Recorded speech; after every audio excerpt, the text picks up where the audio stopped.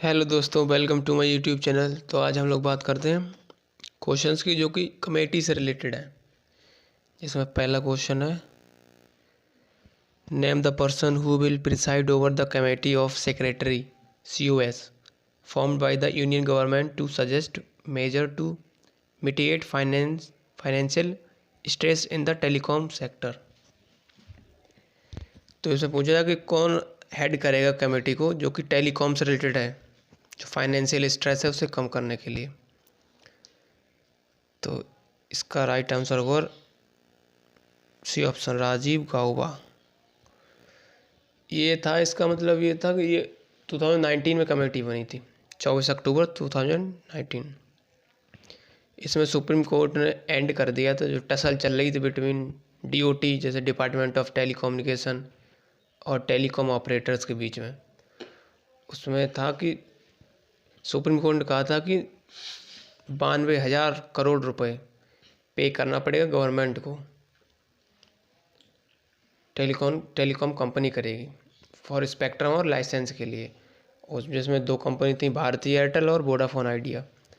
इनके लिए तो ये कह दिया था कि time limit they they, with in 90 day company को जितना भी ड्यू है वो सब पे करना पड़े। तो इसकी सब देखभाल करने के लिए कमेटी बनी थी जिसको हेड करेंगे राजीव गाउबा। तो इसका आंसर हो जाएगा राजीव गाउबा, ए ऑप्शन। उसके बाद सेकंड क्वेश्चन है, सेकंड है, where was the 2019 WADA executive committee held. WADA ये होता है वर्ल्ड एंटी डोपिंग एजेंसी। तो इसके पूछी थी एग्जीक्यूटिव कमेटी 2019 की कहाँ पे हुई थी। तो ये हुई थी लॉसनी के अंदर, स्विट्जरलैंड के अंदर। और बाडा की फॉर्मेशन कब हुई थी, ये हुई थी 10 नवंबर 1999। और इसका हेडक्वार्टर मॉन्ट्रियल के अंदर है, कनाडा के अंदर पड़ता है जो कि। और इस टाइम इसके प्रेसिडेंट हैं बिटोल्ड बैंका। और ये ड्रग्स से रिलेटेड है, जैसे कोई भी एथलीट है या स्पोर्ट पर्सन है जो ड्रग्स लेता है तो उसकी देखभाल करता है ये बाडा। ये इंटरनेशनल लेवल काम करता है और इंडिया पे नेशनल लेवल पे नाडा है, नेशनल एंटी डोपिंग एजेंसी। इसका हेडक्वार्टर दिल्ली के अंदर है। जिसका तो इसका राइट आंसर हो जाएगा लॉसनी, सी ऑप्शन। उसके बाद नेक्स्ट क्वेश्चन है, third question, which of the following organisation constituted a committee that recommends launching a scheme for the promotion of endangered language in the central and state universities. ये question का मतलब है कौन से organisation है जो कि एक कमेटी बना रही है किसके ऊपर प्रमोट करने के लिए जो इंडेंजर्ड लैंग्वेजेस हैं, जैसे कि कोई जैसे नॉर्थ ईस्टर्न के अंदर लैंग्वेज है और ट्राइबल लैंग्वेज है, जनजाति लोगों का कोस्टल लैंग्वेज, जो कोस्ट के पास रहते लोग जो ख़त्म हो रहे हैं धीरे, तो उनकी जो भाषा है उसको वो करने के लिए, कंजर्व करने के लिए कमेटी बनाई जाएगी। तो उसका मतलब कौन उसका देखभाल करेगा, तो उसकी देखभाल UGC करेगी, university grant commission.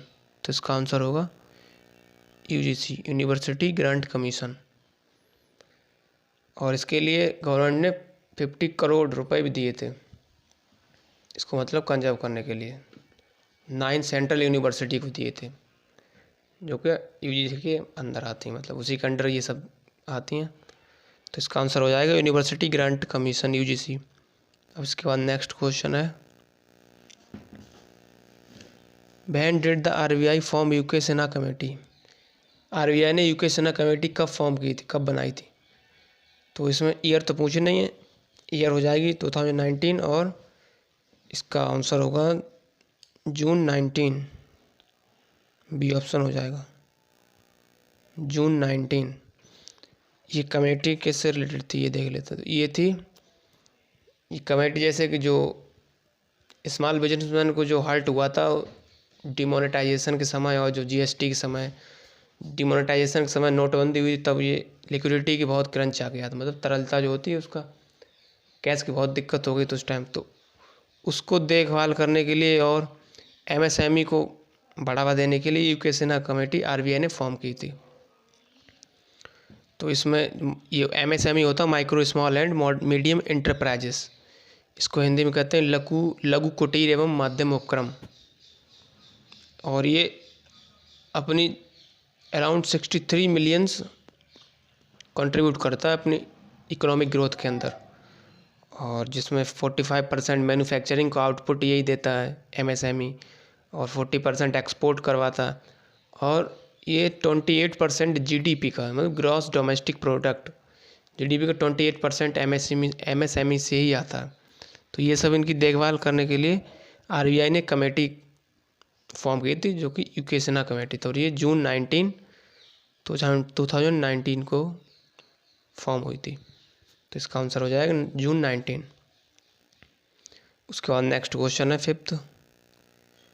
The government of India has set up a high level interministerial committee chaired by for better coordination among various department and law enforcement agency to prevent money laundering activities.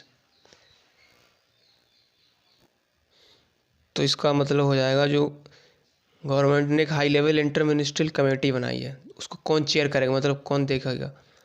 For better coordination among various department, जैसे कि law enforcement agency और money laundering को देखभाल करेगी। जो money laundering होता है, इसका मतलब पहले देखते हैं।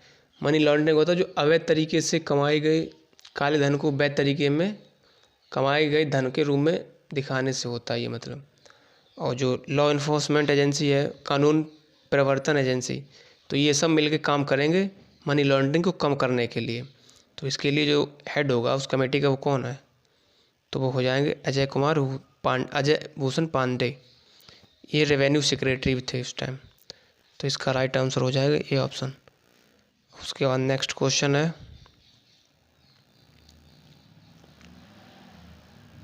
6th क्वेश्चन है 72nd session of WHO regarding regional committee for south east Asia was held in. जो 72वें नंबर का सेशन हुआ था WHO का रीजनल कमेटी, जो कि साउथ ईस्ट एशिया में हुआ था, तो कहाँ पे हुआ था वो, तो इसका आंसर हो जाएगा न्यू दिल्ली। ये न्यू दिल्ली के अंदर हुआ था। और WHO 7 अप्रैल 1948 को फॉर्मेशन हुई थी।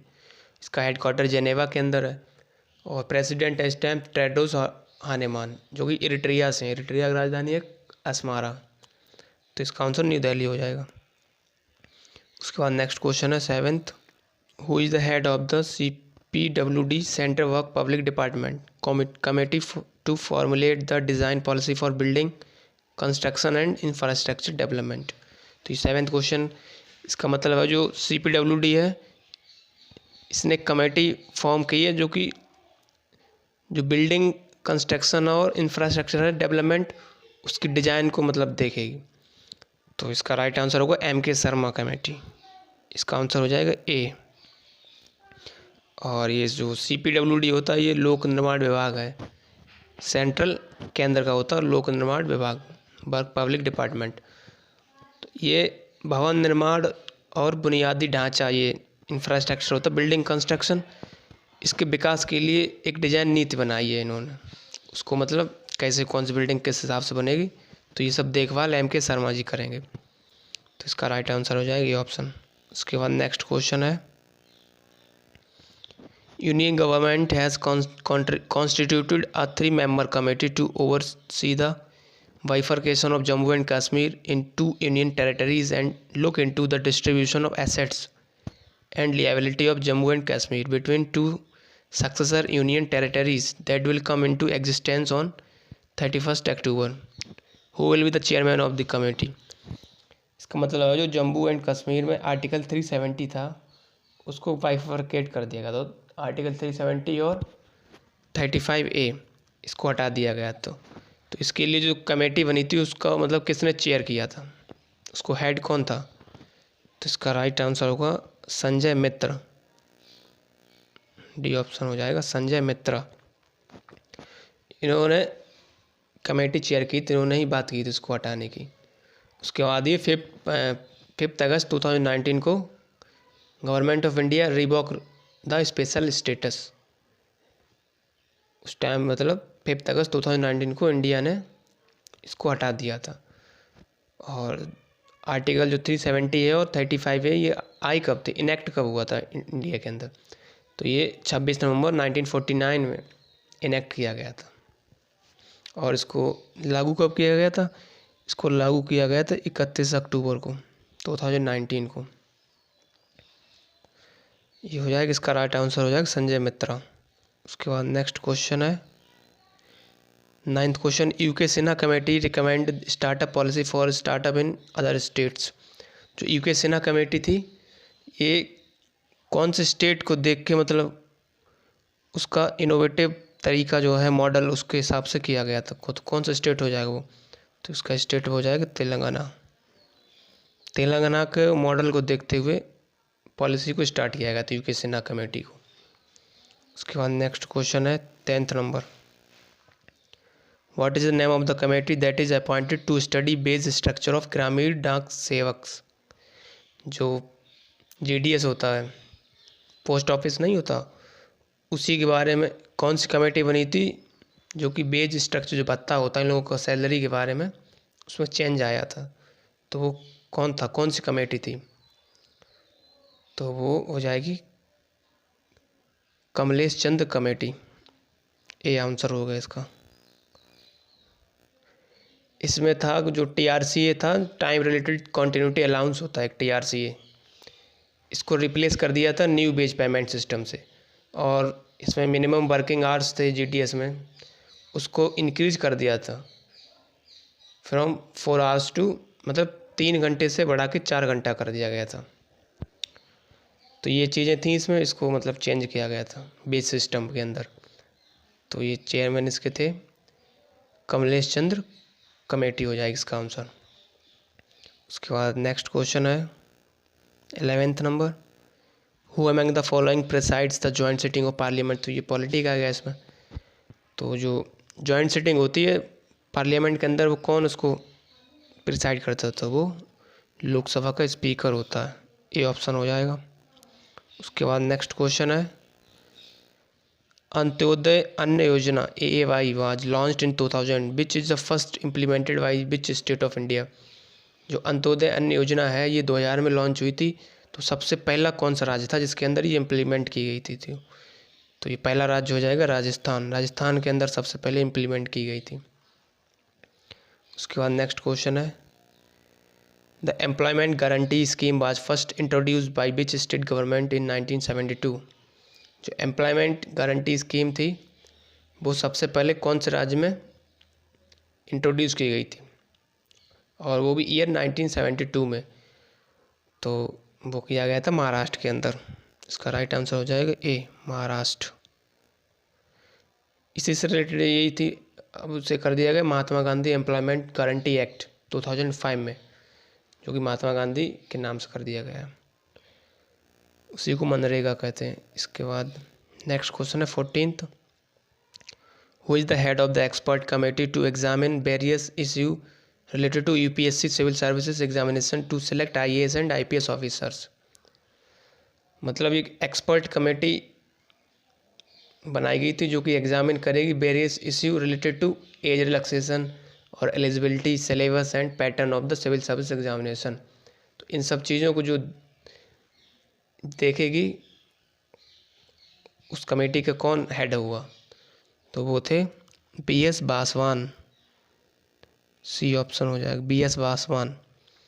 इन्होंने यही देखेंगे सब, जो एज रिलैक्सेशन दिया जाता है और जैसे कि एलिजिबिलिटी में भी कुछ चेंज आता है, सिलेबस में भी कुछ चेंज किया जाता है, और पैटर्न जो सिविल सर्विस एग्ज़ाम होता उसका पैटर्न कैसा होगा, तो वो सब यही तय करेंगे, BS बासवान। उसका नेक्स्ट क्वेश्चन है और ये लास्ट क्वेश्चन है, which of the following committee to review the research grant offered by the university grant commission UGC। मतलब जो साइंटिस्ट होते हैं जो कि रिसर्च करते हैं उसको, मतलब उसके लिए कमेटी बनी उसकी देखभाल करने के लिए। तो उस कमेटी के हेड कौन होंगे? तो वो कमेटी होगी RV ऐसवार कमेटी। तो इसका राइट आंसर हो जाएगा RV ऐसवार कमेटी। तो इसका हो जाएगा ए ऑप्शन, RV ऐसवार कमेटी। तो ये हम लोग थे 15 क्वेश्चन। बाकी हम लोग नेक्स्ट वीडियो में नेक्स्ट टॉपिक बात करेंगे। तब तक के लिए थैंक यू।